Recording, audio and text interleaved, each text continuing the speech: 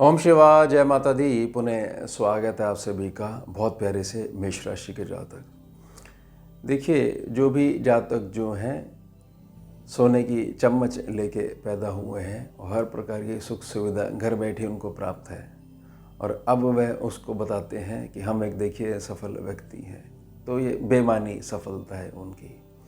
जबकि असलियत में सच्चाई तो यही है कि सफल व्यक्ति वह ही होता है जो केवल और केवल अपने परिश्रम को आधार बनाकर आगे बढ़ता है।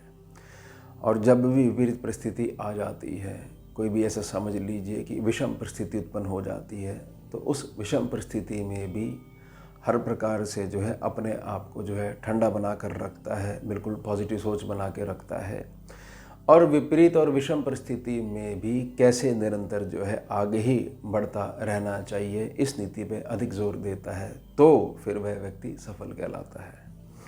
अब आपके जो स्वामी ग्रह हैं, बड़ा विचित्र परिवर्तन इनके साथ होने वाला है। मंगल बाबा के साथ पूरे 182 दिनों के लिए ये अस्त प्रभाव में रहने वाले हैं, 1 नवंबर 2025 से 2 मई 2026 तक।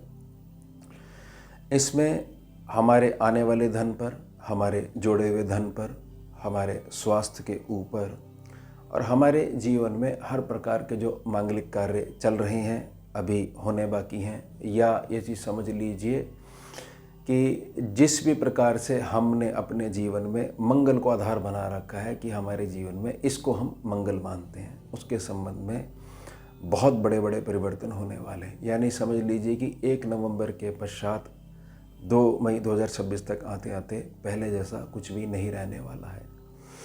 इसमें हमारे को मंगल की दृष्टियों पे ध्यान देने की ज़्यादा आवश्यकता नहीं है। यह समझना है कि मंगल वृश्चिक राशि से अपनी यात्रा प्रारंभ करते हुए जब तक मेष में पहुंचेंगे, अगला साल आ चुका होगा, मई का महीना आ चुका होगा, तब तक जब जब ये राशि परिवर्तन करेंगे, अस्त प्रभाव का बड़ा तीखा असर जो है 8 से 10 दिनों तक देखने को मिलेगा, जिस डेट पे ये जो है गोचरी व्यवस्था में आगे बढ़ेंगे। उसके पश्चात हमारे पास कुछ सॉल्यूशंस ऐसे भी होने चाहिए जिससे कि मंगल की जो स्थिरता जो है ऊर्जा के रूप में हमारे साथ बनी ही रहे।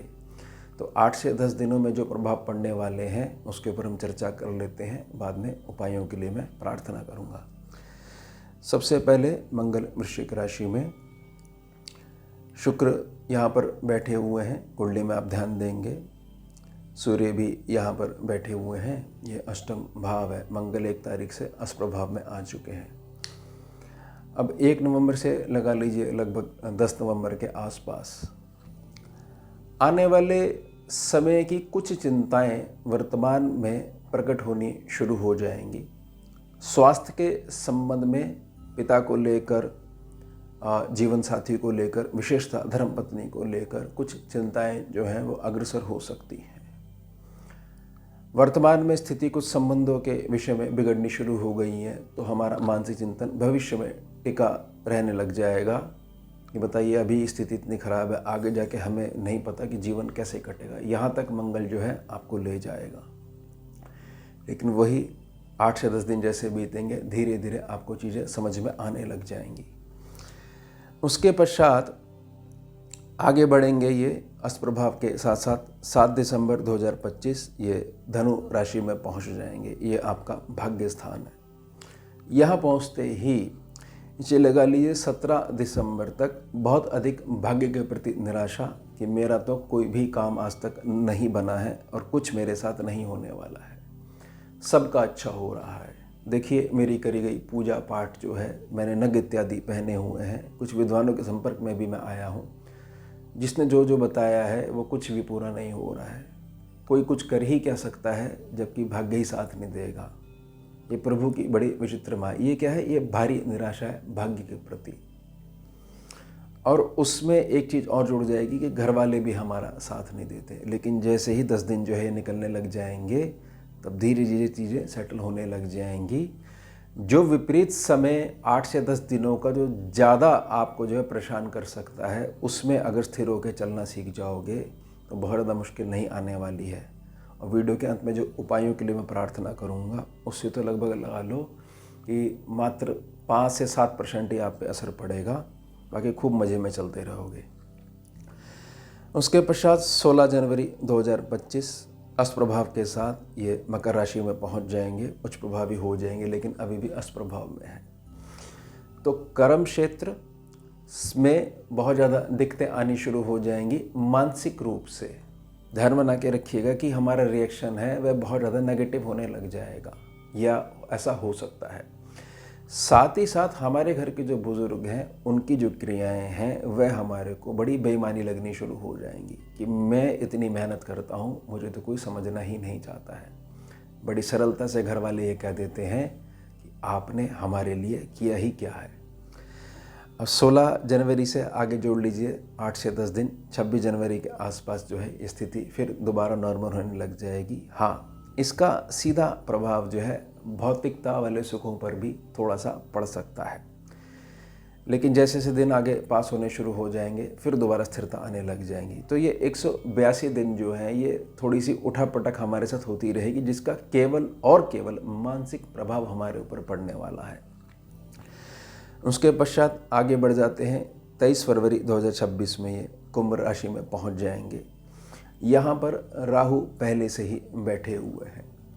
मंगल और राहु दोनों मिलकर इस बात को जानते हैं कि हमारे मिलने से स्थितियाँ कभी भी अच्छी नहीं चलती हैं, लेकिन हम एकादश सर्वलाभ सेक्शन में बैठे हुए हैं। इस सेक्शन की मर्यादा है कि हमारे को आपसी लड़ाई को भुलाकर कुछ ना कुछ जातकों को अच्छा ही आशीर्वाद देना है।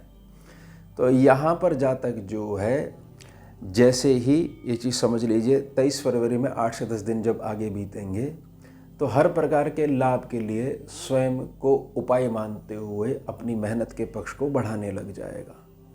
साथ ही समझ लीजिए ये जो 8 से 10 दिन रहेंगे, जब ये परिवर्तन होगा कुंभ राशि में, यह आपके संतान के साथ कुछ संबंधों को लेकर भी थोड़ा चिंता का विषय हो सकता है, लेकिन समय जैसे जैसे पास होता जाएगा हर प्रकार की चीज़ स्वतः ही ठीक होने लग जाएगी। यह केवल और केवल मैं मानसिकता के ऊपर जो है मैं प्रार्थना कर रहा हूँ। उसके पश्चात शनि बाबा मीन राशि में बैठे हुए हैं। अब अप्रैल के महीने में, मार्च में कोई परिवर्तन नहीं होगा, अप्रैल के महीने में 2 अप्रैल 2026 में मीन राशि में पहुंच जाएंगे। यहाँ पर मीन राशि में शनि बाबा बैठे हुए हैं और मंगल अस्त प्रभाव के साथ यहाँ पर पहुँचेंगे। आपका द्वादश भाव है। बहुत अधिक हठी स्वभाव आपकी संतान पक्ष का विशेषता, पहली संतान का आपके सम्मुख आ सकता है। इसके कारण कुछ चोट, दुर्घटना इत्यादि की भी संभावना कुछ बनी हुई है, लेकिन जो उपाय के लिए प्रार्थना कर रहा हूँ, साथ ही साथ आपकी लगन कुंडली का आपको ज्ञान है कि वह बिल्कुल मजबूत स्थिति में है, नक्षत्र इत्यादि पूर्ण ज्ञान है, तो बिल्कुल भी कुछ नहीं होने वाला है। यहाँ मात्र हम संभावना पे बात कर रहे हैं। मंगल और शनि का जो ये टकराव होगा ये केवल जातकों के लिए नहीं, इसे समझ लीजिए कि पूर्ण पृथ्वी के ऊपर जो है बहुत सारी घटनाओं को, दुर्घटनाओं को निमंत्रण देना शुरू कर देगा। अब वही बात है कि जातक पर्सनल रूप में अपने मंगल शनि को उसने कैसा रखा हुआ है। उसके पश्चात जब ये मेष राशि में पहुंच जाएंगे तो 11 मई 2026 को वह डेट होगी। उससे पहले 2 मई को ये अस्त प्रभाव से बाहर आ चुके होंगे, लेकिन फिर भी इतने लंबे समय तक अस्त प्रभाव में रहे हैं। तो जातक समझ लीजिए, जातक के 2 नए रूप सामने आएंगे, यानी 6 महीने के पश्चात 2 रूप सामने आएंगे। एक वह जो मैं प्रार्थना कर रहा हूँ, जातक संभल के चल रहा है, संभाल के चल रहा है अपने आप को, सामने वाले को भी। तो जातक जो है एक रूपांतरण के साथ बाहर आएगा और वही बात होगी, पहले जैसा अब कुछ नहीं रहा या पहले जैसा कुछ नहीं रहेगा। तो धन के, स्वास्थ्य के और मांगलिक कार्यों के संबंध में वह विजयश्री को प्राप्त होगा।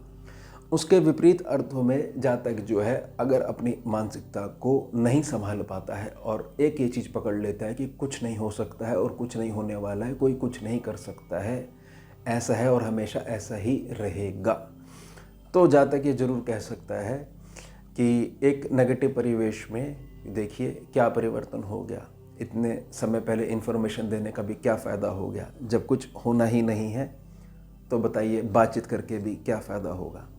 लेकिन निजी प्रार्थना रहेगी, उपायों को समझिए।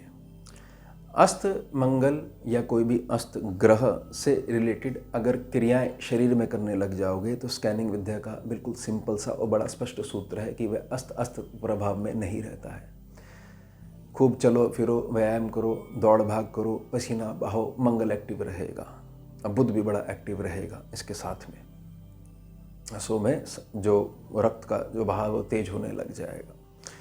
साथ ही साथ इसमें अगर किसी प्रकार का किसी की निजी कुंडली के हिसाब से अगर कोई संकट ऐसा लग रहा है कि अभी स्थिति बिगड़ रही है, ये धीरे धीरे बढ़ेगी और ऊपर से मंगल की इन्फॉर्मेशन हमारे को मिल गई है, तो बड़ी हाथ जोड़ के प्रार्थना है, भगवती श्री दुर्गा माता के 32 नाम आते हैं। जो भी जातक 32 नामों की एक माला कर लेता है, यानी एक मनके पे 32 नाम, दूसरे मनके पे पुनः 32 नाम अगर नित्य करने लग जाता है, 40 से 45 मिनट लगते हैं, उसको कोई भी ग्रह की नेगेटिविटी हाथ नहीं लगा सकती है। ध्यान बना के रखिएगा। और जो जातक पहले से ही कर रहे हैं उनको फिर इन विषयों में पढ़ने की आवश्यकता नहीं होती है कि ग्रहों के साथ क्या खेल हो रहा है, क्योंकि स्वयं भगवती की दुर्गा की गोद में वे बैठे रहते हैं बच्चे की तरह। तो ये ध्यान बना के रखिएगा। आने वाले 6 महीनों के विषय में मैंने बड़ी संभल के मैंने आपसे प्रार्थना करी है।